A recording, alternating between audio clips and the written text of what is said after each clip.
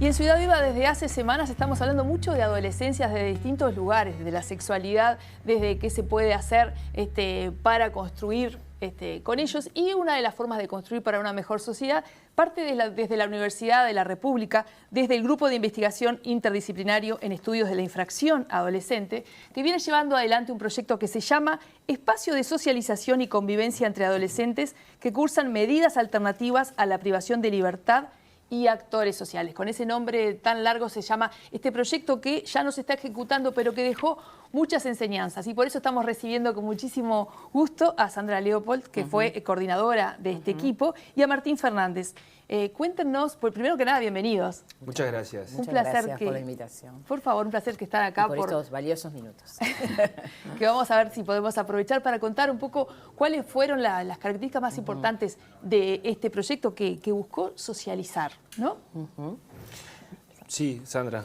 Como quieras. Bueno, la idea era que adolescentes que estuvieran cursando medidas no privativas de libertad, sanciones no privativas, esto es importante, ¿no? Son procesos infraccionales a los que se llega a establecer una sanción, pudieran circular por distintos ámbitos que usualmente no circulan en la ejecución de las medidas. En las medidas alternativas a la privación de libertad de los adolescentes hay un programa oficial de INISA, de ejecución de medidas no privativas, de sanciones no privativas, y también varias ONG que ejecutan estas sanciones. Entonces, la idea era que la universidad, en esta actividad de extensión, que es tan importante en la vida universitaria, pudiera participar de eso y generar músculo, digamos, dentro de la universidad para poder, de alguna manera, colaborar en la ejecución de esas medidas en distintos ambientes que usualmente no son los tradicionales para ejecutar esas medidas.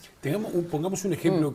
¿Cuáles son esas medidas no privativas de libertad que se complementan con todo este proyecto? Ahí puede existir el tema de la libertad asistida, la libertad vigilada, digamos, no hay privación de libertad y son acciones que se coordinan con distintos programas y que implican la circulación de los adolescentes por la sociedad, digamos, ¿no? La pena para el adolescente, la sanción para el adolescente tiene una dimensión de que no estén privados de libertad y puedan participar de la vida social y no generar que el encierro disminuya sus capacidades justamente de moverse en la sociedad, ¿no? Esa es un poco la finalidad. Quizás en este sentido el proyecto también y fundamentalmente tiene como el propósito, ¿no? de contrarrestar lo que ha sido el uso dominante de la privación de libertad para adolescentes en nuestro país, que ese es el punto, en todo caso, para nosotros de preocupación, ¿no? Es decir, la privación de libertad ha sido el recurso más usado, ¿no? Viene incluso desde el punto de vista normativo desde hace ya varios años incrementándose el énfasis en la privación de libertad y prolongando los plazos de privación de libertad de adolescentes, ¿no? Y a nosotros exactamente nos parece que hay que ir por otro lado, ¿no? A nosotros y a la literatura internacional y especializada en la materia, ¿no? Es decir, se sabe que no es por ahí que se pueden tener los mejores resultados, precisamente por esto que decía Martín. Porque lo que se busca es precisamente, ¿no? Desarrollar las capacidades de los adolescentes y no reducirlas o limitarlas en el espacio de la privación de libertad. Solo con el encierro no se va a conseguir los fines. Por eso acá hablaba de socialización y de convivencia. Me parece que son dos cosas claves en ese intento de rehabilitar a los gurises, ¿no? Porque, como decíamos recién, los encerrás y con eso no se va a ganar nada. Y se pierde mucho. Y se pierde mucho, porque además, no solamente cuando están los gurises privados de libertad, no solamente están privados de libertad, sino que están privados de otros derechos también, ¿no?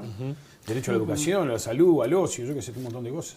Sí, cuestiones que luego se van a reclamar cuando ellos egresen de la privación de libertad. Entonces, lo importante de este proyecto fue que pudo coordinar y conjugarse con el programa de ejecución de medidas no privativas de libertad del INISA, para vincularnos y decirles, bueno, la UDELAR o este proyecto en particular, por este periodo de tiempo, está de acuerdo en colaborar con estas ideas y generar instancias de socialización, que pueden ser en distintos lugares, y eso fue lo que le ofrecimos al programa y que estuvo de acuerdo en eso. Vamos a ir a las acciones concretas, pero antes me quería quedar con un detalle, porque empezamos hablando de adolescencias y realmente el concepto que tiene nuestra sociedad sobre adolescencia es mucho más grande de lo que las cifras dicen, porque me llamó muchísimo la atención mínimo porcentaje de infracción dentro de los delitos que son adolescentes.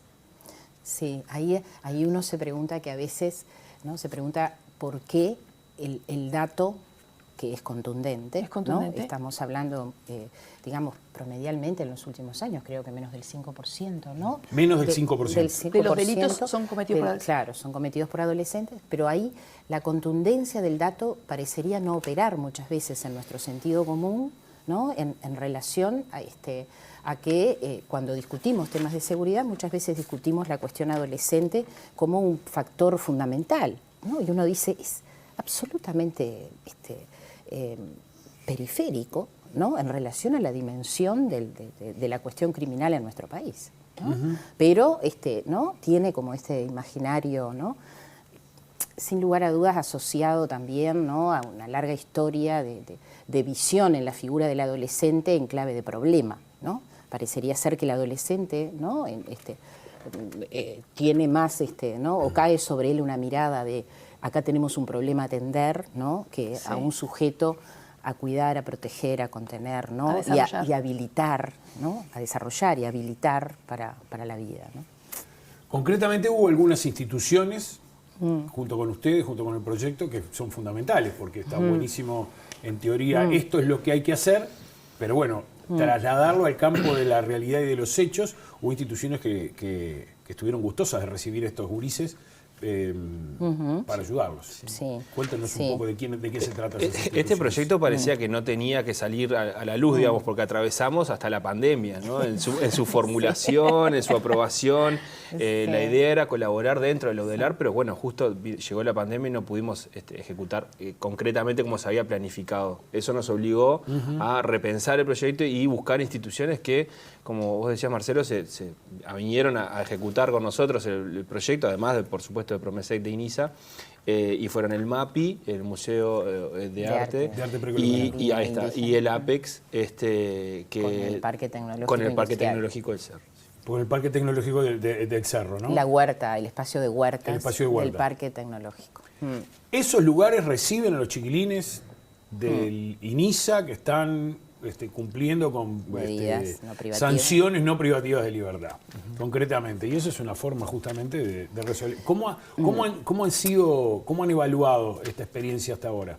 Y ha sido, lo primero quizás para destacar, que es algo que también aparece en este breve video que hicimos luego que recoge un poco la experiencia, ¿no?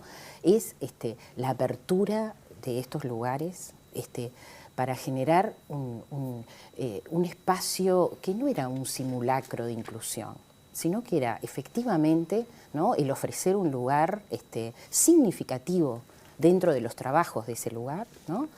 Para que los adolescentes se sumaran. No hacíamos un como sí en la institución, ¿no? El museo tuvo un nivel de apertura para que los adolescentes hicieran actividades que eran relevantes para el museo, ¿no? Lo mismo que el espacio del Parque Tecnológico Industrial.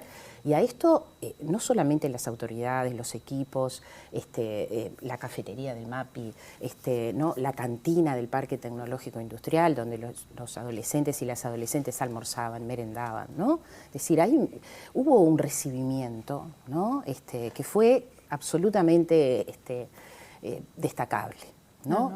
¿No? O sea, y que también el adolescente lo percibe y la adolescente lo percibe. Por lo que escuchábamos en los testimonios, beneficios en ambos sentidos, ¿no? Porque los funcionarios también estaban muy felices, pero nos quedan pocos minutos, pero no quería perder la dimensión de género también de esta experiencia, ¿no? Porque puso el foco también en las mujeres adolescentes y muchas de ellas, la mayoría, que han pasado por situaciones de abuso sexual y sin embargo la mirada siempre es como de problematización de la sexualidad. ¿Qué les dejó esta experiencia, esta experiencia que tiene muchos ribetes, como decías, un audiovisual que invitamos a ver en la página de la universidad, pero también publicaciones, conversatorios, hay mucha motivación de sacar esto puertas afuera de la universidad y también que se replique, ¿no? Que hayan nuevos fondos para poder continuar con estas acciones. ¿Qué les dejó esta mirada sobre las mujeres adolescentes? Vos estuviste con la experiencia en el MAP y yo, A nosotros una de las cuestiones una línea de preocupación también, bueno, que tiene mucho que ver también con los estudios históricos del equipo, ¿no? Y sobre todo con los estudios, por ejemplo, de Daniel Fessler, ¿no? En términos históricos, o sea, lo que muestra, ¿no? Nuestra historia es muchas veces que tenemos reservado, ¿no? Para estos adolescentes en particular, algo que en términos históricos uno puede decir eran oficios y labores, ¿no? Es decir, como una cuestión, ¿no? Subvalorada, ¿no? Limitada, digamos, ¿no? Entonces, el también romper con esa lógica histórica, ¿no? Es decir, de que además a las mujeres les corresponde tales cuestiones y a los varones tales cuestiones, y encontrarse a mujeres y varones haciendo, ¿no? Tareas que a priori no tienen una adjudicación de género clásica, ¿no? Tanto en las tareas que correspondían en el museo como en el Parque Tecnológico Industrial, también es una experiencia que, aunque micro, porque esta es una experiencia micro, y nosotros sabemos eso, ¿no? También genera un aprendizaje, ¿no? Y también para genera todos, una cuestión claro. para todos. Sin duda. Para nosotros Imagínense también. en las estadísticas, lo que decía Sandra, el peso de la cuestión de adolescentes, la cuestión criminal en general, se replica lo mismo en el tema de género, de varones y mujeres en su presencia. O sea que la incidencia de adolescentes, mujeres en el proyecto fueron escasas, pues había pocas, Claro, pero hay pocas también en todo el sistema en general. Entonces eso también fue un desafío de poder también alcanzar y abarcar desde esta perspectiva de género también las medidas. Como bien decía Tania, invitamos a ver este audiovisual que es imperdible realmente. Está buenísimo, buenísimo. Son 15 minutos que no tienen un instante de desperdicio. Y allí, entre otras cosas, recogí una frase de Sandra, porque en definitiva todo esto se trata de enseñar a los gurises a vivir en libertad.